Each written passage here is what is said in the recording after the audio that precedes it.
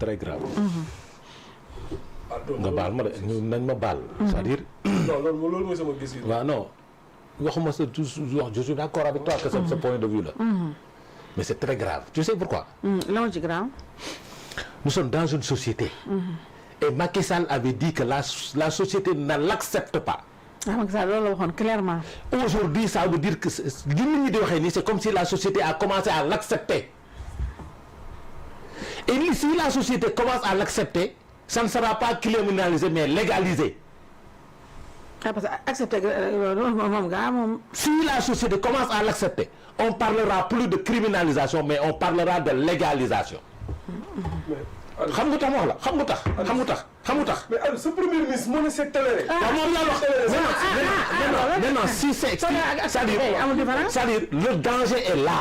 C'est-à-dire aujourd'hui on est dans une société qui accepte puisque le premier ministre a dit que la chose est tolérée et que ça se gère, la société commence à l'accepter.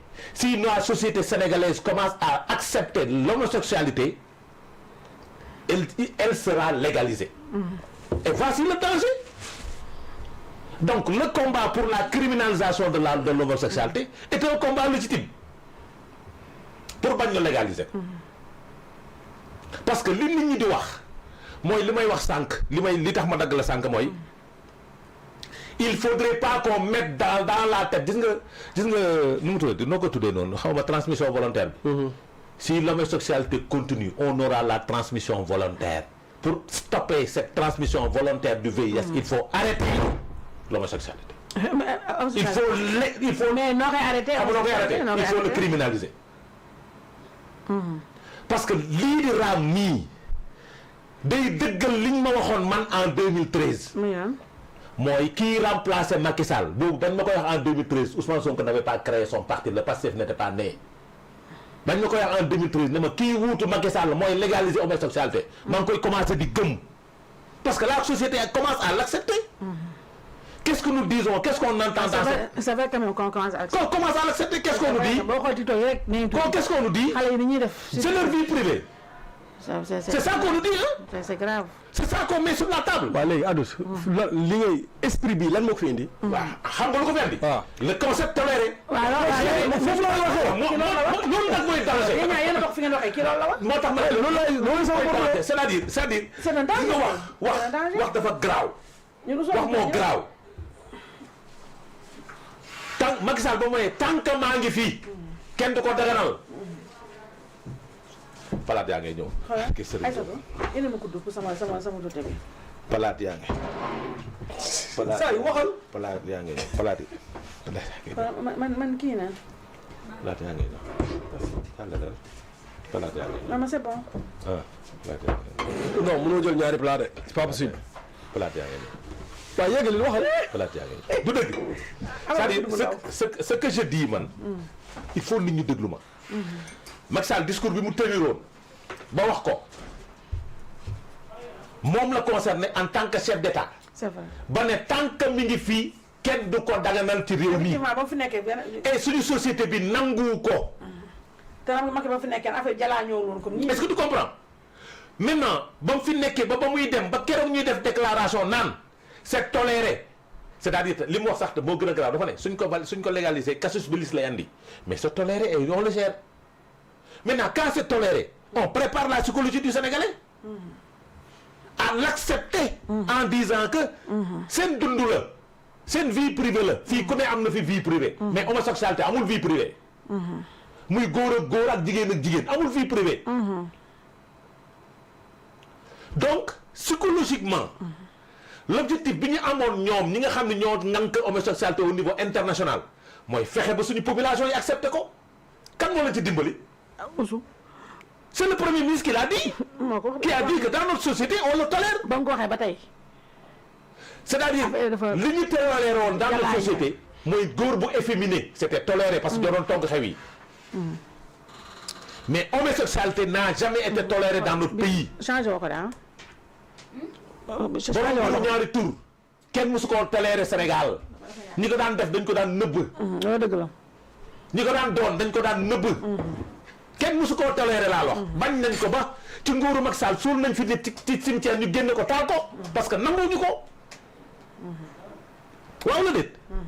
aujourd'hui ak population bi ñu préparer leen taxawu leen ba ñu léegi ñu commencé ko accepter fan lañ jëm ak ñun mooy ñu légaliser ko. beneen mbir bu gën a garaaw l'homosexualité c'est quoi góor jigéen mooy kan ki koy dund sexuellement wala ku koy dund physiquement. c'est-à-dire. waaw loolu dafa am différence. yaa ngi non kaay wax la góor jigéen mooy kan ki koy dund physiquement wala ki koy dund wala ki efféminé di dox ci mbedd mi. La dernière fois on a failli lyncher quelqu'un. waaw ay kooku nag saay yow gis nga. yow wóor na la ni. non waxuma loolu la de kooku non seulement. il est efféminé. ba pare takk bin bin. j'ai dit est-ce que vidéo bi yow. ba pare takk bin bin. déglu bu baax li ma la xam nga yaa ngi ko c'est-à-dire. te nee dafa demoon Pape Cheikh Diallo et ces gens-là on les a pas arrêtés la main dans le sac flagrant délit. waaw dañ leen ko jiiñ donc. loolu dëgg la. waaw wala déet tey mën nañ fi jàpp nit ci mbedd dóor mu dee. jàpp ni borom ñaari tur yi la. te du moom. dëgg la. moo tax gars yi di wër ci TikTok bi naan la góore. kaay dugg waaye gis nga yow challenge de góore bi. te xoolal da ngay dugg rek ñu tegal la photo. sa photo xarit nga mu def casquette nga def casquette. du dëgg. c'est vrai que moo tax challenge na góore bi ci biir réseaux sociaux yi nga dégg ñu naan challenge na góore. dëgg la. nit ki mën na góore. am comportement na góore te nekk donc. bëri na fi. bëri na fi. c'est vrai de. tu penses que homosexuels yi ñi koy dund sexuellement ñi nga xam ne ñooy góor ñi nekk jigéen ñiy joué rôle lu jigéen. ay góor yàlla ñooy séq ak ñoom. ñi taxaw nga xam dañoo góor yi doo leen ko sax foofu. l'affaire c'est pas ça. xam nga affaire lan la. hémorragie dañ koy freiner à temps. mooy seen ñàkk fayda yi nekkee assemblée nationale ñu arrêté ko te criminaliser l'homosexualité. maintenant nag puisque ma gëm lu tax ma gëm ko ay satu. mais c'est parce que Ababacar Mboup mi nga xam ne moom mooy yar sénégalais yi. qui n'a jamais dit que Ousmane Sonko avait émis des réserves. musu ko wax ba barki dem ci télé bi kii a ngi toog. musul wax ni Ousmane Sonko dafa émettre ay réserves. am na ñu ko daan wax je ne sais pas ndax moom bokk na ci ou pas. j'ai dit am na ñu ko doon wax ay jamono ne Ousmane Sonko il a signé avec réserve. maintenant réserve boobu lan la. loolu ay jamono la réserve boobu lan la. mais ñoom loolu maa ngi doog a dégg avec réserve. waaw daan naa ko dégg daan nañ ci wax man sax wax naa ne wax un jour je me rappelle très bien je l'ai interpellé Ousmane Sonko ma ne signature bi nga xamante ne signé na ko par réserve lan moo waral réserve bi. ci yan point la d'accordul ak ñoom. maintenant réserve boobu su jógoon kaw. tu penses qu'ils allaient gagner ce gain, avoir ce gain politique là bi ñu ci amoon. parce que vous n'avez pas essayé. non c'est pas parce que vous avez échoué dans la com. non déglu rek parce que ñoom dañu ne da koy légaliser. mais réserve bi ba jaxati sax wax na ko est-ce que xam nga loolu. waaw déglu dafa mos na ko attends xam nga la communication mooy Macky Sall daf koy daganal. waay. waxuñu daf koy gérer de da koy daganal une confirmation. soo ci nekkee di wax di dagalu ma ko ba suba te voté woo la loi pour la criminalisation moom ak dagana la yem. on peut porter la même communication hein pour dire que ñoom dañ koo bëgg a daganal pourquoi parce que ils ont rejeté cette loi yaa ngi koy fàttali ko fii d'où la convocation de Tunkara. parce que ils l'ont rejeté ils l'ont pas rejeté mais non c'est un motif de rejet. j'ai dit ils ne l'ont pas rejeté pourquoi parce que examiné wu ko au bout de 2 sessions. non de facto c'est rejeté. waaw moom laa wax loolu la teg siy wax. maintenant su la neexee nga taxaw ni su la neexee sur le plan de la communication nga ne puisque ñoom examiné ko te mosuñu ko porté mais attends dañ ko bëgg daganal loolu du crime kenn du la ci daan parce que sa gis-gis la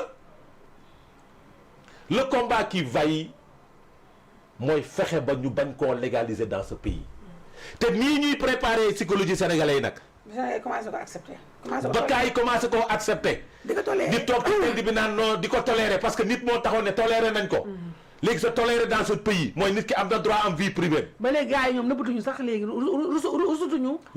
wane seen orientation sexuelle. dëgg la mais mi ngi ne xam ñu jóg ci dëkk bi les gens n'ont plus honte.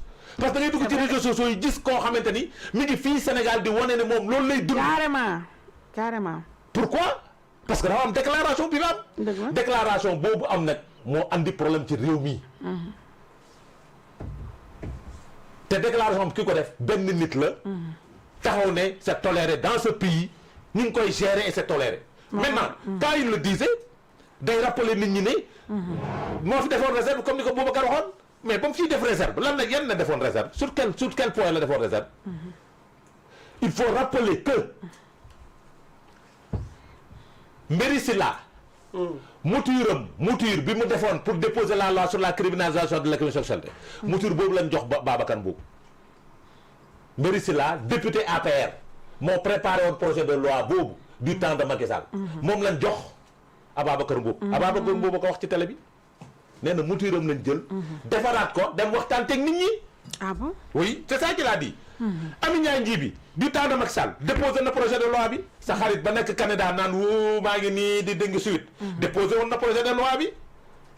ñoom ba ñu gagné élection législative yi élection législative 2022 c'est l'opposition qui l'avait gagné nañ ko wax te yàlla rek tax. parce qu'ils avaient 83 députés le Benno Bokk Yaakaar en avait 2. 82. lu tax ñu am majorité c'est parce que dañu jëli Pape Diop ci opposition bi andi ko ci pouvoir bi. ba ñu amee une majorité à l'Assemblée nationale. pourquoi ils n'ont pas porté cette loi-là ils ne l'ont pas fait. ils n'ont pas fait ouais. ñu gagné élection présidentielle. am majorité à l'Assemblée nationale.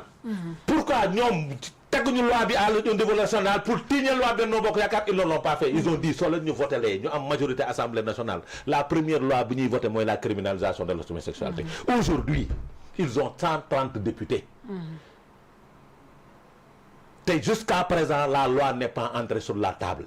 la loi astaghfirullah Ababacar Mboup d'après lui waxoon nañ joxoon dem nañ ñu recevoir leen joxe nañ loi bi waxoon nañ président assemblée nationale wax na ko sax recevoir nañ joxe nañ leen loi bi ak fuñ ci toll ba tey donc France maintenant est-ce que ce n'est pas légitime ñu poser wu ay questions est-ce que dans ce pouvoir là dans ce pouvoir en place est-ce que amuñu ci ay nit c'est des daaj bu légitime la nag parce que nag dox bi ñuy doxee ci biir Sénégal wax ji ñuy waxee ci biir Sénégal naan dañ leen di dañ koy tolérer ak nangam sangam est-ce que amuñu ci ay nit. laaj la. su nekkee dañ ci am nit est-ce que bëgguñu protéger nit ñooñu. d'où la libération entre guillemets des pères de certains pour des motifs de santé et autres kenn xamul. moo tax le combat a sa raison d'être xam nga tax. lii kenn du ko nëppal. Le combat, ce n'est pas la criminalisation, mais c'est non à la légalisation de l'homosexualité. Parce que on tend vers ça. Parce que moi, je légalisation tacite là. Tacite là. Tu sais ce que moi je dis, Aïssatou? En 2013, je me dis que dinañ ko légaliser. Qui wuutu Macky Sall moo koy légaliser fii Sénégal. te mi ngi koy légaliser période Magal Touba na ma nit ñi déglu. On me l'avait dit en 2013. Moment bi nit ñi di xalaat Magal. ca la ñuy fexe nu loi bi duggee Assemblée nationale. bu fu duggee moom dafa naan boobu nag mooy toj réew mi nag. kon nag. boobu nee kii mooy jël.